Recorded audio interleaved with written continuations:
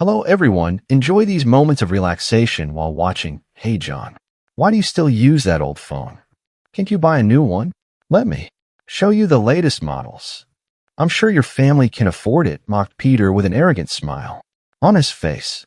John felt embarrassed but kept his composure and replied, "This has nothing to do with money, Peter. My phone still works perfectly for what I need." Just then, another jab came from another classmate, Mark, a spoiled kid who always got what he wanted. "John, why are you still using that small, outdated tablet for studying? Can't you buy a bigger and more modern one?" Sure, your family doesn't want you to fall behind," Mark said with a sarcastic grin. John felt a lump in his throat but remained firm. "My tablet may not be the newest, but it perfectly meets my needs, and I care more about what I do with it than showing it off." Mark looked at John with disdain, clearly surprised by his steadfastness. Look who's trying to act tough, but we all know you're just a poor guy trying to pretend to be someone else. I bet your family went through a lot to get you into this school, didn't they?" Mark mocked, his voice echoing in the hallway.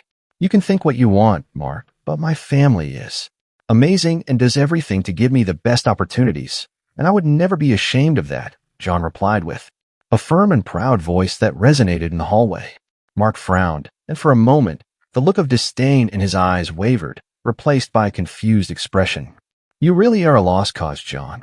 You'll never understand what having the best in life means. But don't worry, I'll make sure everyone knows how much of a failure you are," Mark said before walking away with a malicious smile on his face. John was an excellent student, studying at a renowned private school on a scholarship, with a strong aspiration to succeed in life. Despite his sharp intelligence and determination, he faced daily challenges for not belonging to the same social class as his peers. John watched Mark walk away, feeling a mix of relief and anger. He knew Mark's words weren't true, but they still hurt him. John took a deep breath, trying to hold back the tears that were about to fall. He forced himself to maintain a firm posture, walking with determined steps towards a bathroom, but inside he was shattered. Upon entering the bathroom, he locked himself in a stall and finally let the tears flow, crying silently against the cold wall. "I know it's hard now, but I need to be strong. I'll finish my studies and get into a business school. I'll become an excellent professional to repay everything my mother has done for me. I'll make all the sacrifices. Worth it, I promise, Mom." John stayed in the bathroom for a while, then dried his tears, took a deep breath, and looked at his blurred reflection in the mirror, saying, "I will continue with this determination." He left the bathroom and returned to the classroom. After class, John went to the street where his mother usually sold sweets. "Hi, Mom," he whispered, giving her a soft kiss on the forehead. "How was school today, John?" Mary noticed he seemed off and asked with concern, "Were you crying?" "No, Mom. It's just an allergy," he lied, trying to force a smile. He didn't want to worry his mother with his problems, especially when she was already bearing the responsibility of raising John alone after becoming a widow while still pregnant. Her life was full of hardships and challenges. John's father passed away very early, a victim of stomach cancer. Since then, she faced the harsh reality of supporting the family without any help, selling sweets on the busy streets of Houston. Each day was a battle from dawn to dusk. Mary woke up early, even before the first rays of sun, to prepare her sweets with skill and care. She shaped each sweet with dedication, and each piece contained a part of her soul and effort. While mixing the ingredients, her thoughts always returned to John. John, though young, understood his mother's struggles and tried to help her as much as he could. "Mom, let me help you make the sweets today," he insisted every morning. "No, my son, you need to go home and study," Mary replied with a smile of, "But Mom, you need me. I can sell the sweets and then go study," John argued with the typical stubbornness of his age while helping his mother pack the sweets. Mary whispered, "You are Mommy's angel. You don't need to help me. Focus on your studies." She knew that education was the key to a better future, something she ardently wished for him. "Thank you, Mom. With you by my side, I feel like I can face anything," John said with a smile on his face, gaining confidence from his mother's words. John didn't talk about his family at school. He rarely, if ever, mentioned his mother's name to his classmates and teachers. He was a discreet boy, both at school and at home. Although he wasn't ashamed of Mary or her hard work selling sweets on the streets of Houston to support the family, John was haunted by the fear that she might become a target of mockery or pity, feelings he considered unworthy of the woman he so admired. This concern led him to voluntarily remain silent about his family life at school. One sunny afternoon, with a provocative smile, Mark approached with a curious and malicious look. "Hey, John, I've always wanted to ask you, why don't you ever talk about your family? Who are they, and what do they do?" The question, although simple, carried a not-so-innocent intention. "Mark, I really don't think I need to talk about my personal life here. What matters is what we do at school, not outside of it," he replied with a direct, challenging look, trying to prevent any attempt by Mark to invade his privacy. Mark continued insisting, "Oh, John, it's just a simple question. You act like you have a big secret. Everyone here talks about their families. Why would you be different?" At that moment, Peter joined the conversation, his curiosity piqued by the dialogue. "We're trying to find out more about John's mysterious family.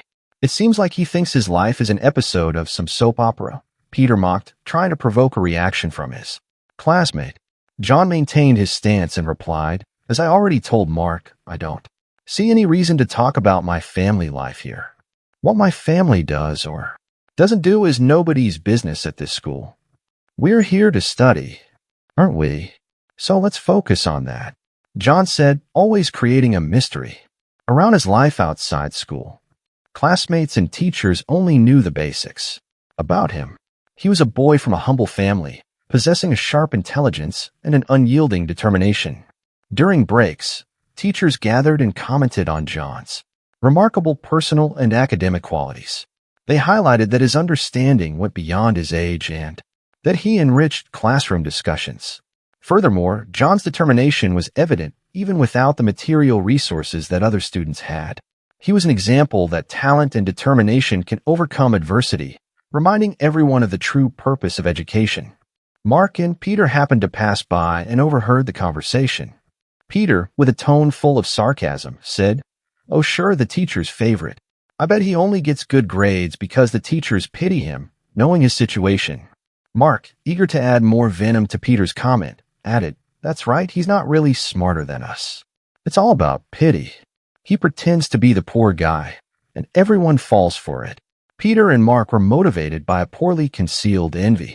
Although they had better material conditions, they couldn't compare to John's academic performance, which intensified their efforts to belittle him. However, John's qualities were undeniable, but there was a reason for that, and Mrs. Mary, John's mother, even after long hours selling sweets on the streets of Houston, still found strength to encourage John to focus on his studies. One night, while sharing a simple meal, Mary looked at John and said, "John, my son, I see you're working hard, and that makes me happy, but never forget that knowledge is the most powerful tool you can have. It's something no one can take away from you." "No, Mom, I promise I'll use it in the best way," John replied. "John, I'm already so proud of you, but I want you to have the opportunities one never had. A good education can open doors we can't even imagine. I want you to have a life with fewer difficulties and more choices. Every class you attend, every book you read, is building the path to a bright future. You have potential, my son. Use it to the fullest," Mary added. The next day, as he prepared to go to school, Mary hugged him tightly and whispered in his ear, "Make today another step towards your dreams. Remember that I'm always here to support you every step of the way." "Thank you, Mom. I hope you have a great day at work. I hope today is smooth and that you sell all the sweets. I love you and will study hard to one day repay everything you've done for me," John replied. Mary smiled and said, "I love you too. Have a good day of studies. I'm very proud of you." With this exchange of love and encouragement, John left home. A few minutes later, his mother also left to go to the street where she worked. When she arrived at the familiar spot, she greeted the other vendors with a nod and a shy smile before carefully arranging her sweets, displaying them as attractively as possible. Soon, the first customers of the day began to approach, drawn by the sweet aroma emanating from the stall. "Good morning. Would you like to try one of my sweets? They are made with a lot of love and care," she invited, always maintaining a gentle voice regardless of how she was received. Although many customers greeted her and thanked her for visiting her sweet stall, occasionally she encountered less friendly people. Some looked at her with disdain, doubting that someone with her appearance could expect to sell anything, insinuating that she should beg instead of selling sweets. There were also those who criticized Mary's calloused hands, suggesting that this would drive customers away. Mary, with unwavering calm, responded with serenity, saying that the quality and care in making her sweets were not affected by her appearance. She stood firm in her work and the quality of her products, despite the judgments. On an especially hot spring day, two teenagers suddenly approached the stall. They were Peter and Mark, John's classmates, although Mary didn't know of this connection. With the typical arrogance of those who had never faced real hardships in life, they began to mock her. "Look at the poor, poorly dressed vendor. Do you really think selling these little sweets will get you anywhere in life?" said Mark. Peter joined in the mockery. "It's really pathetic. We're rich, our parents have money, and you have to stay here all day in the sun. I bet you'll never get out of this miserable life, not even in 100 years. Mary, hearing these cruel words, felt a pain in her heart. It was painful to be judged and humiliated, especially by young people the same age as her son. She realized they studied at the same school as John by the clothes they wore, and wondered how young people with so many opportunities could be so devoid of empathy and kindness. However, Mary did not let herself be intimidated and said, "We all have our struggles and dreams. I hope one day you understand the value of hard work and respect for others." The teenagers, surprised by such a meaningful response, were temporarily perplexed. Peter's face turned rigid, while Mark let out an uncomfortable laugh. "Anyway, we'll still be rich, and you'll still be here selling these sweets on the street," Peter muttered before they walked away, leaving Mary alone with her thoughts. Despite the unpleasant encounter, Mary did not allow the negativity of those young people to shake her spirit. At the end of the day, as she packed her things to go home, Mary reflected on what had happened. The unnecessary cruelty of those boys made her worry about what John might be facing at school. She wondered if her son was also a target of mockery and how he dealt with it. Mary decided to talk to John about his school life, emphasizing the importance of always sharing their experiences and difficulties with each other. That night, while preparing dinner, Mary waited for the right moment to start the conversation with John. With a gentle look and a voice full of love, she began, "John, my son, I always want you to feel comfortable telling me anything. Have you had any problems at school lately?" John, surprised by the sudden question, hesitated for a moment. He remembered the many times he faced mockery and malicious comments from some classmates, including Peter and Mark. Yet, he chose to keep his problems to himself. "It's nothing, Mom. Everything is fine at school," he replied, trying to muster a smile he hoped was convincing. Mary observed her son and felt there was something he hadn't shared yet. "You know, you can tell me anything, right? Whatever it is, we'll face it together, as always." John lowered his eyes to his plate of food, feeling grateful, but also a bit guilty for hiding things from his mother. "I know, Mom, and I'm very grateful for that, but really everything is fine. I'm just a little tired from studying. Nothing to worry about." "All right, my son, but remember that I'm always here for you whenever you need," Mary said, without pressing him further. John decided to change the subject to distract his mother's attention. "Mom, today was a busy day. We had 3 tests, and I still need to finish a science project," he said.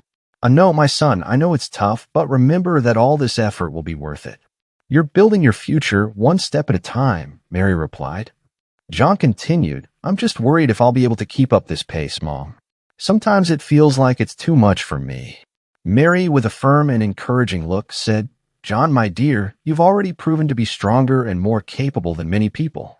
Take every opportunity to learn and grow. Failures are just steps on the ladder to success. There's no shame in stumbling as long as you're always ready to get up and keep moving forward. I trust you more than anything in this world and know you'll achieve everything you dream of because you have the heart and mind to do it. Your determination is your greatest strength." As they finished dinner, John was lost in thought. He felt guilty for not telling his mother the truth. Alone in his room, surrounded by books and notebooks scattered on the study table, John allowed himself a few moments of reflection.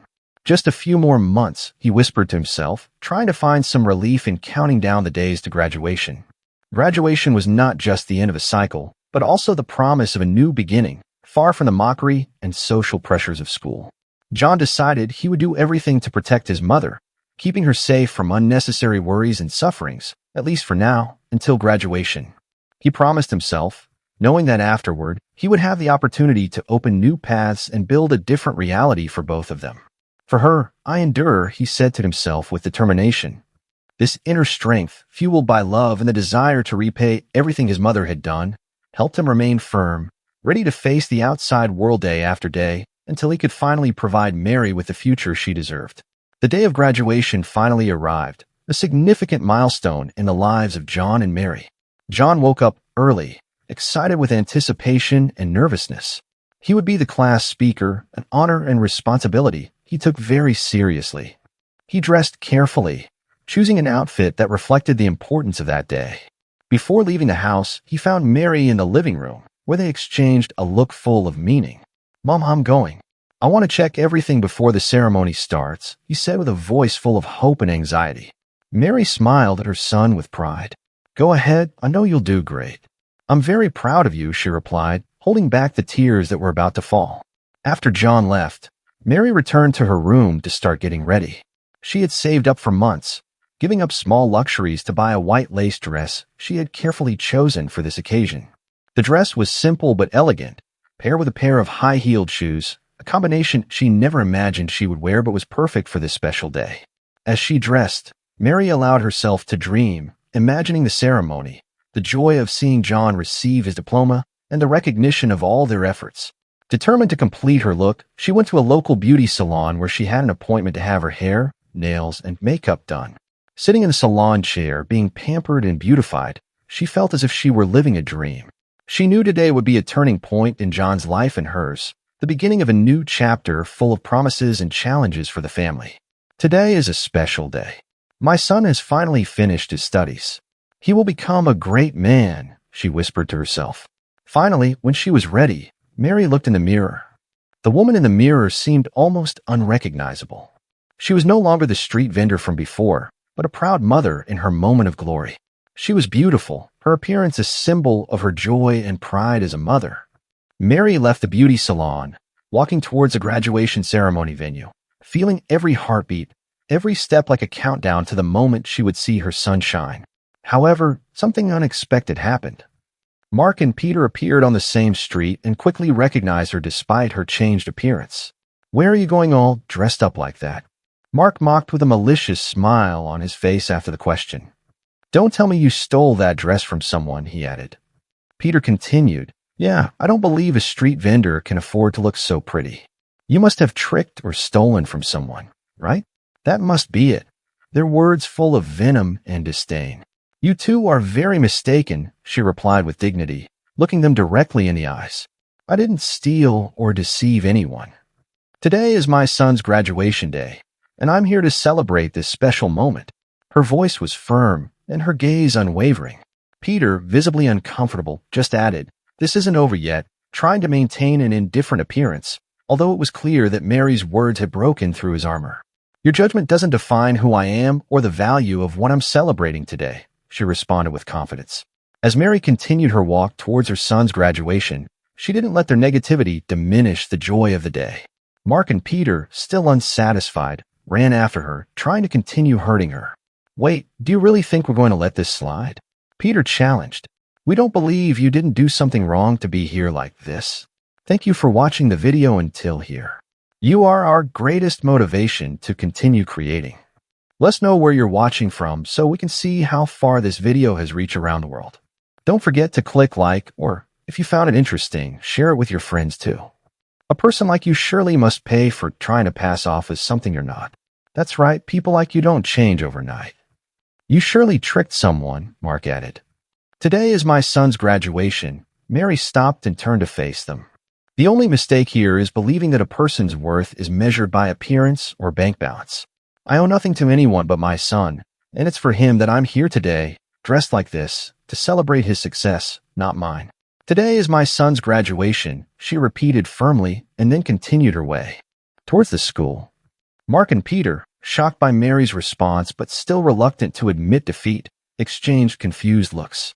"She's going to our school," Peter whispered to Mark, his voice now mixed with curiosity and doubt. "A sweet vendor there. There's definitely something wrong with that." Mark still tried to maintain a superior stance, responding with disdain. She must have tricked someone. It can't be that she has a son at our school. This must be some kind of scam. Or maybe she's just crazy. A person like her shouldn't be at a sophisticated place like our graduation. Our school has certain standards to uphold, Peter agreed. That's true, but what will we do to get her out? Just tell her to leave. His voice, however, no longer contained the same conviction. Mark looked around and saw some construction workers finishing covering a hole with mud in front of the school. He went over decisively and kicked a bucket of mud towards Mary. Startled, Mary lost her balance in her high heels and fell into the mud. My God, why did you do this to me? What did I do wrong to you? Mary asked with tears and mud running down her face. You know what you did, Mark said. You're a fraud, and you have to pay for it, Peter said. Come on, Mark, the graduation is about to start. This woman has already gotten what she deserved. They entered the school, and Mary was left sitting on the sidewalk, crying. She felt hurt, her dress dirty, and her pride wounded. She thought about her options. The idea of going home and missing John's graduation was unacceptable, so with determination, she decided to face the situation. She entered the school and chose a discreet seat, hoping not to be noticed and avoid further embarrassment. When the graduation ceremony began, John, the class valedictorian, looked for his mother in the crowd, eager to see her proud of him. When he finally found her, his heart stopped for a moment. Mary looked like a shadow of herself, with her dress and hair disheveled, clearly shaken. 2 students from his school humiliated my mother on the street. Mom, this isn't the first time they've acted like this, but today they went too far, Mary explained, her voice trembling with a mix of emotion and shock. I just wanted to be here to see you on your big day. And they... Her voice faltered with so much emotion. Mom, who were those people? Do I recognize them? John asked. Yes, my son, it was those 2. She pointed to Mark and Peter. John felt a rage growing inside him. They've humiliated me before, but doing this to my mother is unacceptable. I will seek justice for us, John said. Stay calm, son. Don't do anything that could harm you, Mary said. Don't worry, Mom. I'll do it the right way. They won't get away with it, he affirmed. John walked away from his mother and stepped onto the stage to give his speech. He looked at the crowd in front of him, classmates, teachers, and families, all gathered to celebrate the end of one chapter and the beginning of another. Holding the microphone, his voice echoed in the room. Good evening, everyone. I prepared a carefully crafted speech for tonight, but with what happened today, I can't continue pretending nothing happened. I'm going to break the rules. The audience, surprised by the change in tone, listened with unexpected seriousness in his voice. Today, more than ever, I realized that the true lessons we learn here are not just in the books, but in the actions and character we choose to demonstrate. Therefore, I ask that my mother, Mrs. Mary, the reason I am here today, join me on the stage. Mary, seated in the middle of the crowd, hesitated upon hearing her name, surprised and still shaken by the earlier events, unsure of how to react. John extended his hand towards her with determination. Mom, please come on stage. Nothing bad will happen to you. I will protect you and will only continue if you are by my side. Encouraged by John's determined look and the encouraging murmurs of the crowd, Mary stood up and walked hesitantly but with determined steps towards the stage. John took a moment to concentrate before addressing the room, which was filled with expectation, all eyes on him and Mary. John firmly held his mother's hand and began, Tonight, I stand before you not only as the class speaker, but also as the son of an extraordinary woman, my mother Mary, a woman who became a widow while still pregnant with me. She raised me alone, facing countless difficulties, but always with unwavering determination. He paused, looking lovingly at Mary before continuing. Every day, she goes out to sell sweets on the streets of our city. She faces the sun, the rain, and most painfully, the humiliations, but she never let herself be discouraged because she had a goal, to ensure I had an education for a better future. John then changed the tone of his voice, becoming more serious. Today, before the ceremony, my mother was humiliated by 2 of our classmates. They not only humiliated her publicly, but also tarnished the dignity of this special occasion. I have also been a target of their humiliation during my journey at this school because of my family's financial situation. I endured it in silence, believing that resilience would be the answer. But today, when these attacks were directed at my mother, I realized that silence is not the answer. Injustice needs to be confronted. The audience, listening attentively to every word, began to murmur, questioning who the boys John was referring to were. John then pointed clearly. Mark and Peter were the ones who humiliated my mother and me. Upon hearing the names, many people in the room looked to where the two were sitting with disapproving looks, clearly shocked by the revelation. The atmosphere in the room changed. What should have been a celebration now became a moment of collective reflection on the actions and values of the school community. John paused, took a deep breath to control his emotions, and looked into his mother's eyes. Mom, you are my inspiration. Every sacrifice, every tear, every smile, it was all for me, and I am here today because of you. I love you more than words can express, and I promise that all your efforts will be rewarded. I will become the person you will be proud of, not just as your son, but as someone who will follow your example of strength and compassion. You are the bravest warrior I know. You taught me the true meaning of struggle and overcoming adversity. Therefore, in front of everyone here, I honor you, Mom, my heroine, my warrior. Without you, none of this would be possible. Tears streamed down Mary's face and those of the attendees at the graduation. John's speech touched everyone deeply, and warm applause erupted, with many present wiping away tears, moved by a son's sincere gratitude for his mother. The emotion was evident, and the respect for John and Mary was enormous.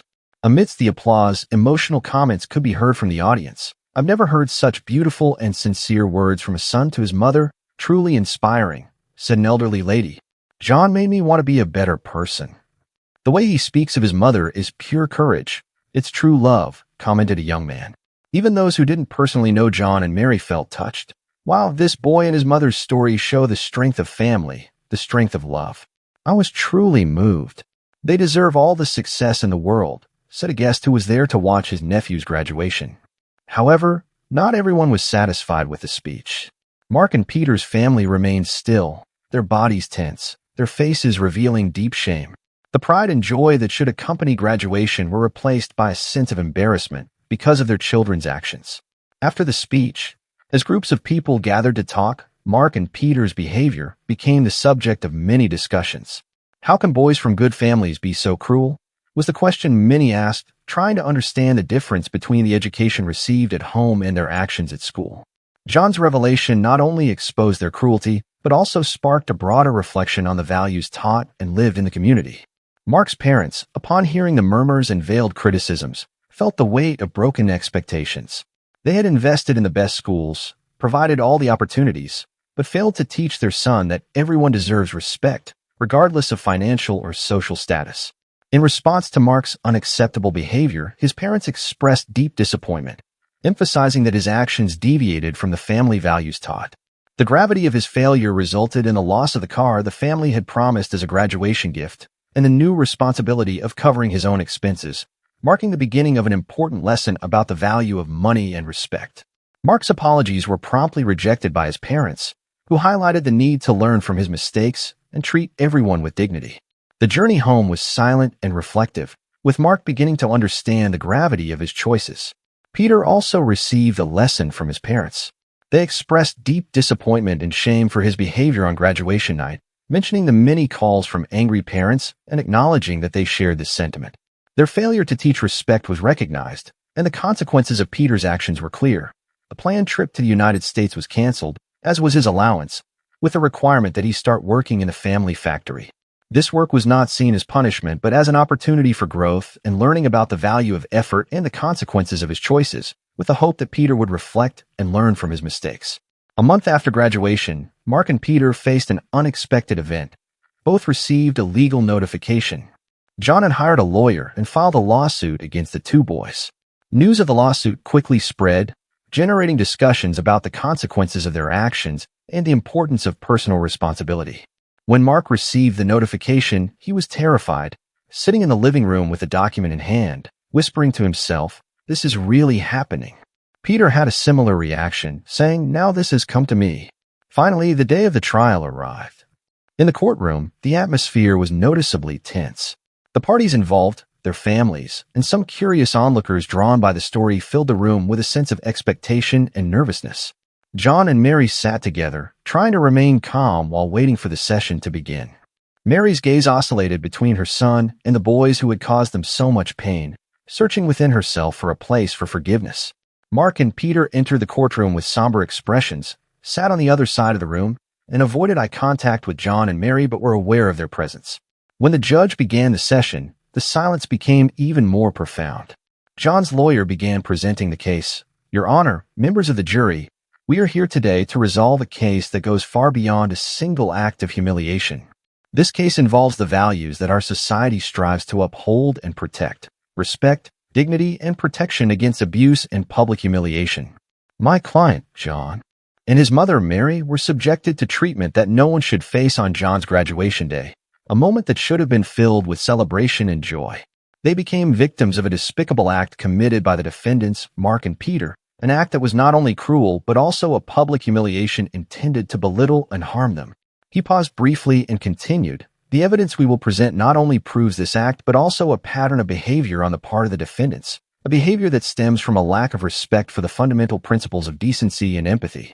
The issue we present to the court today is not just a request for reparation for the damages caused, but a clear statement that our community does not tolerate such acts.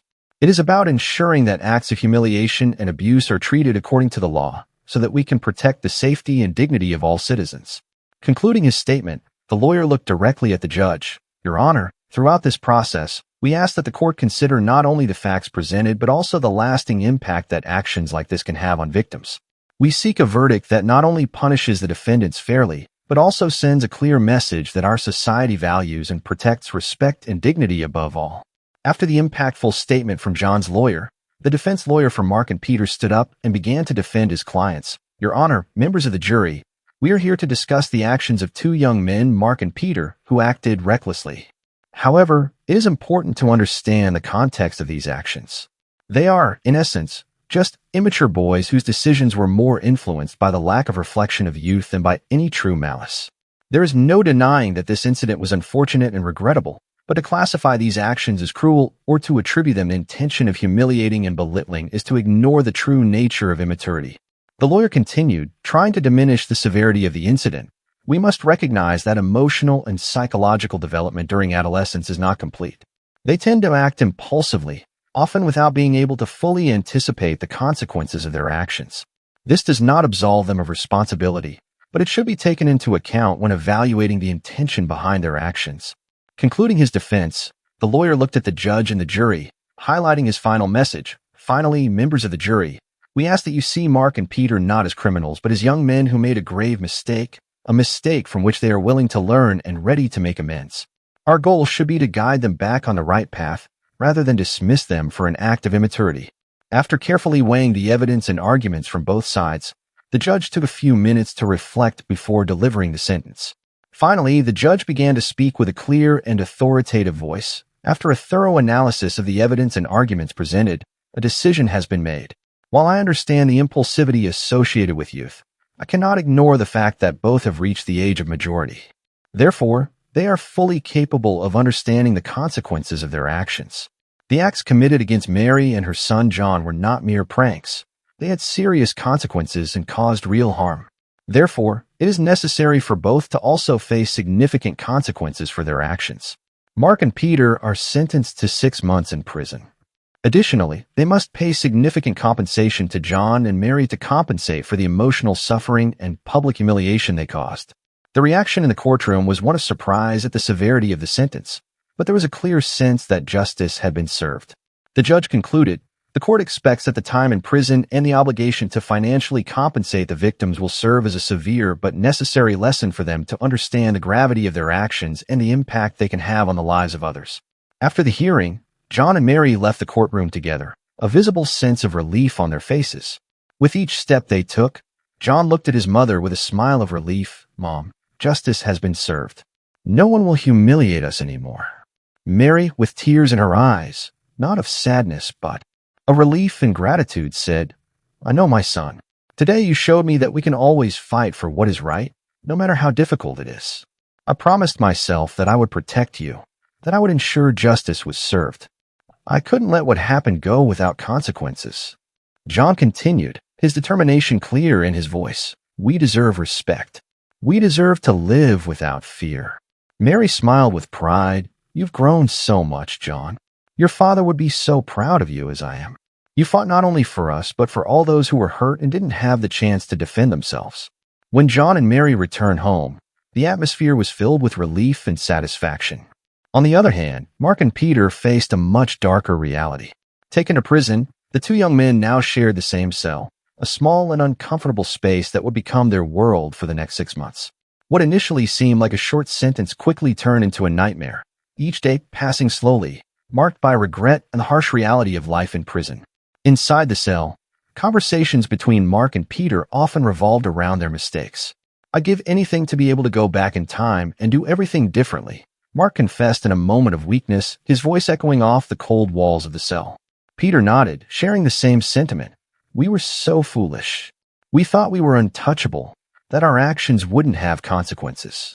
I was completely wrong," he said, his voice low, struggling against the guilt that was beginning to take hold of him.